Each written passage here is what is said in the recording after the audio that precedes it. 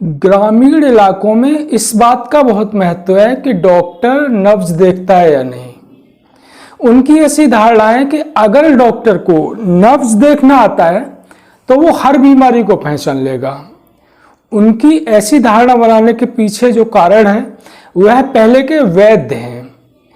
पहले जो वैद्य होते थे उनके पास डायग्नोसिस के लिए, बीमारी को पहचानने के लिए और कोई टूल नहीं था। वो केवल नब्ज देखते थे और काफ़ी देर तक ऐसे देखते रहते थे। और उन्होंने आम लोगों में ऐसी धारणा बना दी थी कि नब्ज से हर बीमारी का पता लगाया जा सकता है और जो ठीक से नब्ज देखना जानता है वही बीमारी को पहचान सकता है। आज के समय में तो डायग्नोसिस के बहुत सारे टूल हैं, तमाम ब्लड रिपोर्ट्स हैं, एक्सरे है, सीटी स्कैन है, ईसीजी है, तमाम टूल्स हैं जिनके आधार पर हम बीमारी को डायग्नोस कर सकते हैं। तो आज के वीडियो में हम पल्स के बारे में, नब्ज के बारे में विस्तार से बात करेंगे।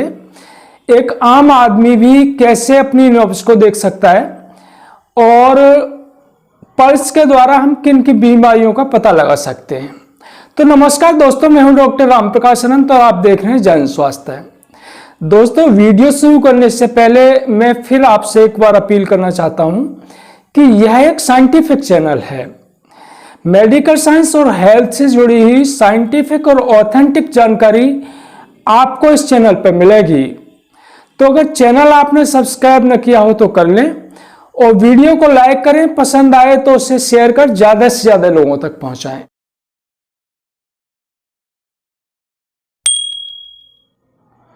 तो आम भाषा में इसे नब्ज या नाड़ी कहते हैं, उसे मेडिकल की भाषा में पल्स कहते हैं। तो पल्स देखना कोई बहुत मुश्किल काम नहीं है। जैसे हम हाथ मिलाते हैं वैसे ही हमें हाथ को ऐसे करना है और अपनी ये 3 उंगलियां हैं इसको इधर लाना है और यहाँ जो हमारी ये बोन है, स्टाइलस है, इसके अगेंस्ट थोड़ा सा प्रेस करेंगे। थोड़ा सा प्रेस करेंगे तो हमें टिप टिप जैसी फील होगी।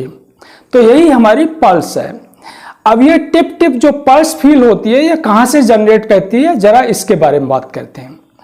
तो जो हमारा हार्ट होता है वो पूरे शरीर के लिए ब्लड पंप करता है। तो हार्ट से जो वेसल्स ब्लड ले जाती हैं उन्हें आर्टरी कहते हैं और जो वापस लाती हैं उन्हें वेन कहते हैं। तो हार्ट से ब्लड ले जाने वाली आर्टरी यानी धमनियां हैं, उनमें जो ब्लड बहता है वो वेवी फॉर्म में बहता है, पल्स के फॉर्म में बहता है। तो ये पल्स कैसे जनरेट होती है जरा इसको समझते हैं। तो जब हार्ट कांटेक्ट करता है, सिकुड़ता है, तो उसके अंदर जो ब्लड होता है वो आर्टरी में चला जाता है। तो आर्टरी की वॉल होती है वो फैल जाती है, वही हमें फील होती है पल्स के फॉर्म में। और जब वो हार्ट फैलता है यानी कि वो रिलैक्स करता है तो वो वापस अपनी फॉर्म में आ जाती है। जो वॉल होती है आर्टरी की वो वापस अपनी फॉर्म में आ जाती है और दोबारा जब वो सिकुड़ता है तो फिर दोबारा वो एक्सपेंड करती है, फैलती है और वो हमें फिर फील होती है। तो इस तरह से हार्ट जितनी बार कांटेक्ट करेगा, जितनी बार सिकुड़ेगा, जितनी बार फैलेगा, उतनी बार हमें पल्स फील होगी। तो दिल की जो धड़कन होती है वास्तव में वही हम फिंगर से फील करते हैं और उसी को पल्स कहते हैं। तो अब हम बात करते हैं कि पल्स में हम क्या देखते हैं। तो एक डॉक्टर जो होता है वो पल्स में बहुत कुछ देखता है, कई सारी चीजें देखता है, लेकिन एक आम आदमी उसके लिए 3 चीजें महत्वपूर्ण हैं। एक, पल्स की रेट क्या है, दूसरी उसकी रिदम कैसी है और तीसरी उसका वॉल्यूम कितना है।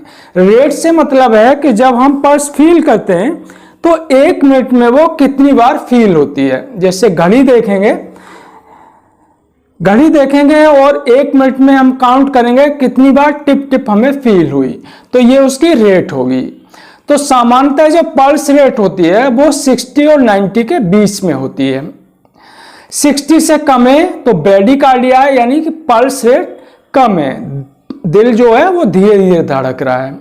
और 90 से ऊपर है तो टैकीकार्डिया कहेंगे उसे, और यानी कि दिल उसमें तेज तेज धड़क रहा होता है। हालांकि उम्र के अनुसार ये पल्स ज़्यादा कम हो सकती है।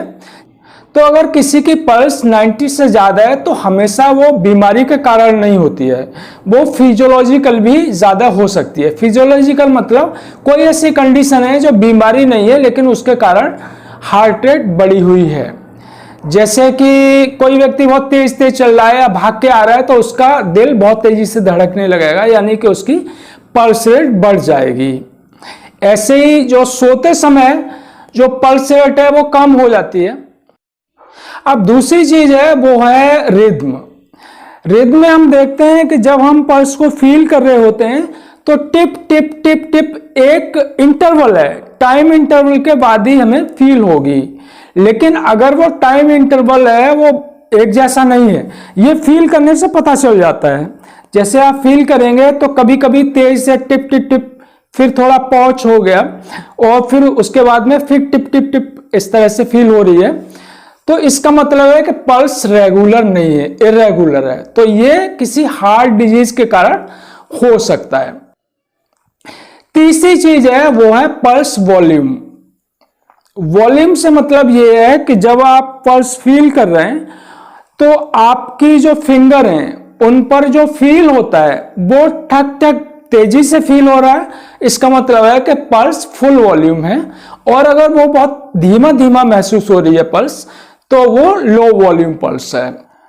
लो वॉल्यूम पल्स तब होती है जब ब्लड प्रेशर कम हो जाता है। ये ब्लड प्रेशर विभिन्न कारणों से कम हो सकता है। अगर ब्लड वॉल्यूम कम होगा तो ब्लड प्रेशर भी कम होगा। जैसे मान लीजिए शरीर में पानी की कमी है तो बॉडी सेल्स हैं जहां पानी की ज्यादा जरूरत होगी, वहां हमारा जो ब्लड है उसमें से पानी उन सेल्स में चला जाएगा, तो हमारा ब्लड वॉल्यूम कम हो जाएगा। और ब्लड वॉल्यूम कम हो जाएगा तो ब्लड प्रेशर कम हो जाएगा, और ब्लड प्रेशर कम हो जाएगा तो पल्स होगी वो टिप टिप बहुत धीमी धीमी पल्स फील होगी।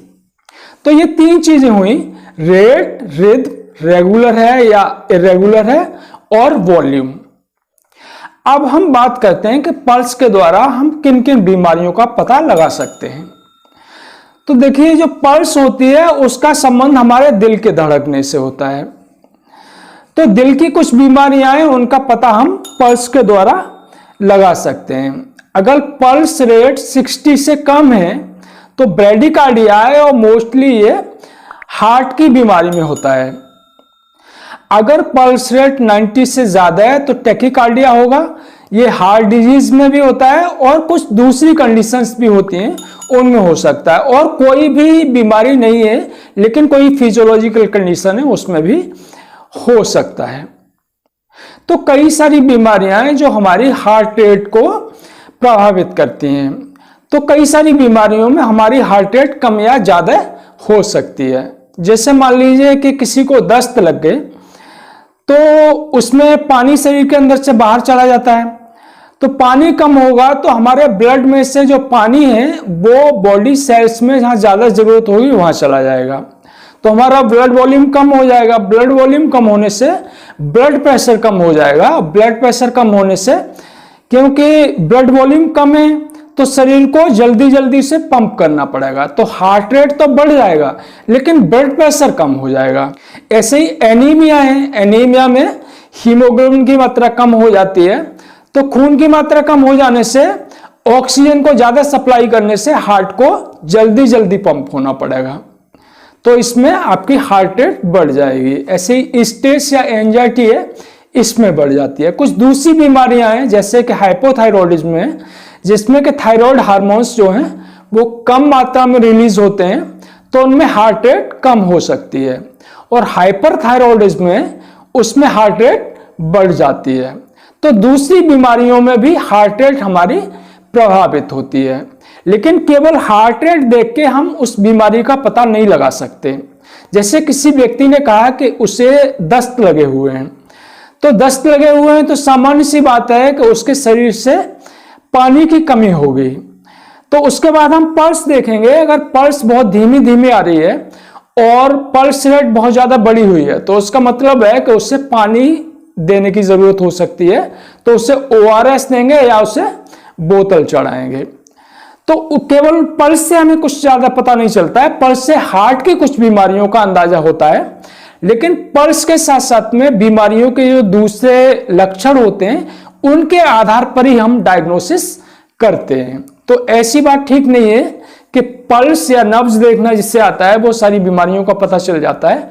ऑफ कोर्स जो हमारी पल्स होती है वो बहुत ही इंपॉर्टेंट वाइटल है और पल्स देखनी चाहिए डॉक्टर को, लेकिन ऐसा कुछ नहीं है कि उससे हर बीमारी का पता चल जाएगा।